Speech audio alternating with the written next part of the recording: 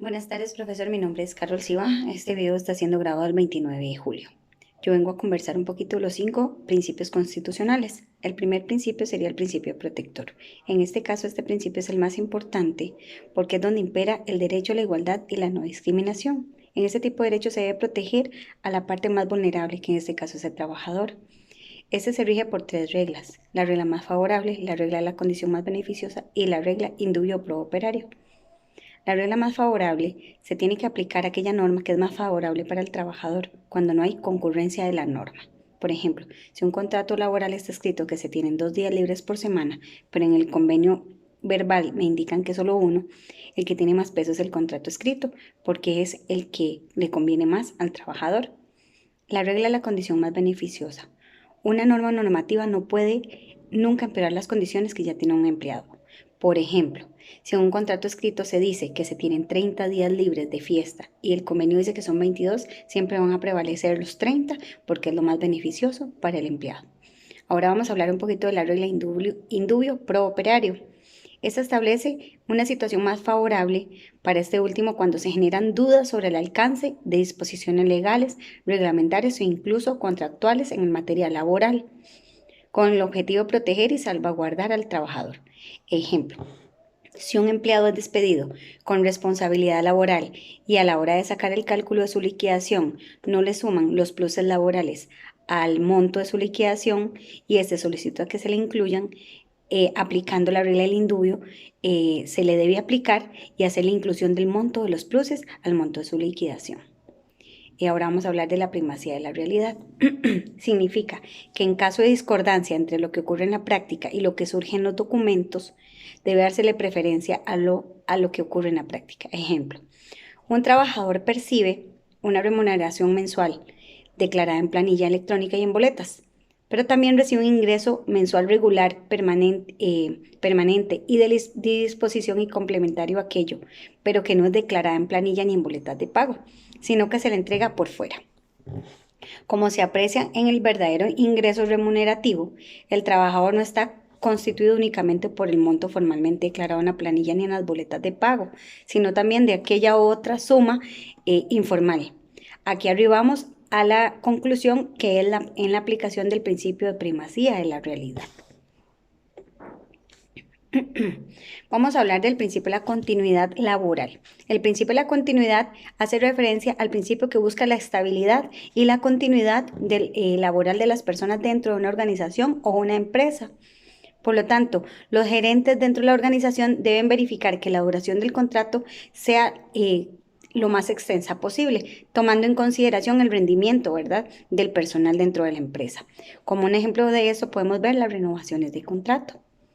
El principio de la razonabilidad. El principio de la razonabilidad puede definirse como el conjunto de criterios que sirven para justificar o demostrar una decisión con el objetivo de evitar subjetividad o la arbitrariedad de las personas relacionadas en el caso. Un ejemplo es: las direcciones de la empresa buscan evaluar a las personas para ser lo más objetivas posibles. El principio de la buena fe. Este principio no es un concepto jurídico determinado. Eso significa que no se encuentra arreglado, sino que es un comportamiento que se espera de una persona, pero sin concretar cómo debe ser. La buena fe no se debe probar, se presume. La mala fe se debe probar. Un ejemplo de esto, podemos decirlo, cuando se está vendiendo, por dar un ejemplo, un celular, una casa, un carro, una persona y el vendedor, una persona honrada, no va a ocultar cualquier defecto que tenga el artículo que va a vender. Eso va a hacer que la persona sepa lo que está comprando y ya dependa de él si quiere comprarlo bajo esas reglas o no. Entonces, en este caso, ahí se aplicaría el principio de la buena fe. Ok, ahora vamos a hablar de los 3 elementos que contiene un contrato de trabajo. Un contrato de trabajo se encuentra conformado de 3 elementos. Si alguno de esos 3 elementos faltan, entonces no estaríamos hablando de un contrato de trabajo. El primero sería la prestación personal del servicio. Esto supone que el trabajador debe presentar sus servicios de manera personal al jefe y no puede realizarlo una tercera persona. También podemos hablar de la subordinación. Esto se supone la ejecución de labores bajo el mando de un superior. ya sea dentro o fuera del trabajo. Se caracteriza, entre otras cuestiones, por el cumplimiento de órdenes recibidas, horarios, suministro de materiales por parte del empleador para que el trabajador pueda realizar las actividades que se le soliciten. La remuneración. Este elemento es lo que se denomina como salario y debe ser pagado al trabajador como prestación de sus servicios. Vamos a hablar un poco sobre los derechos de los trabajadores, así como también de los patronos. Podemos mencionar 5 derechos de los trabajadores. En este caso sería una retribución justa. En este caso sería el salario, derecho a capacitaciones, condiciones dignas de trabajo, el derecho a que se le preserve la salud, ¿verdad? Que se cuide su salud, y el derecho a la seguridad social. También los patronos tienen sus derechos, ¿verdad? En este caso sería a dictar órdenes e instrucciones en virtud de su poder de dirección, encomendar nuevas funciones a los colaboradores, exigir el cumplimiento de medidas de protección y la utilización de equipos de protección, adoptar medidas de vigilancia y control para que todo lo que sea en la empresa sea llevado de una manera correcta. Y también él tiene derecho a extinguir el contrato de trabajo cumpliendo los términos de la ley. Ahora vamos a hablar de cómo se extingue un contrato de trabajo. Hay muchas maneras de extinguir un contrato de trabajo. Vamos a mencionar algunas, voy a mencionar algunas y los requisitos para poderlos llevar a cabo. Hay una que se llama rescisión o mutuo disenso.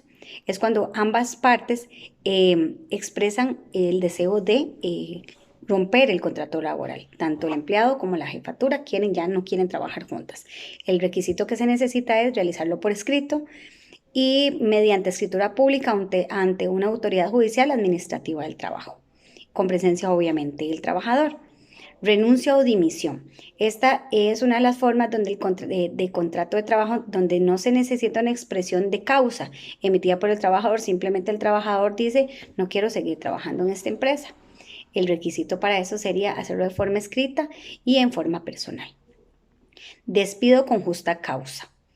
El despido por el cual el empleador decide extinguir la relación atento a que el trabajador incumplió con alguna de las reglas o cometió alguna falta grave que imposibilite continuar con la relación laboral. El requisito sería una causa justa, una notificación por medio fehaciente, que sea por escrito. Jurisprudencialmente se debate mucho que se interpreta por causa justa. En realidad se tiene que demostrar qué causó una injuria al empleador, es decir, que dañó, puede ser tanto material, moral. La causa justa debe ser valorada en el momento por un juez. Despido indirecto. Aquí la injuria se le causa al trabajador. Aquí, ya que el trabajador no decide extinguir la relación por sí mismo, sino que el empleador hizo o no algo que causó la ofensa del trabajador y lo llevó a finalizar la relación laboral. Los requisitos serían una causa justa y que sea por escrito. La quiebra. Aquí el contrato llega a su fin por la muerte literal de la empresa, ya que ésta no tiene activos o que sus pasivos han sido superados. En este caso debe ser decretada la quiebra de manera judicial para proceder a la disolución de dicha empresa. Los requisitos debe ser que tiene que ser decretado por un juez. Incapacidad absoluta del trabajador. Se producirá la incapacidad absoluta cuando el trabajador, por medio de un accidente, enfermedad, es imposibilitado a seguir con la relación laboral. Esta incapacidad puede ser física como puede ser también mental. Los requisitos para esta incapacidad sería algo que haga constar de que la persona está imposibilitada, dictámenes médicos y demás. Otro sería la jubilación ordinaria.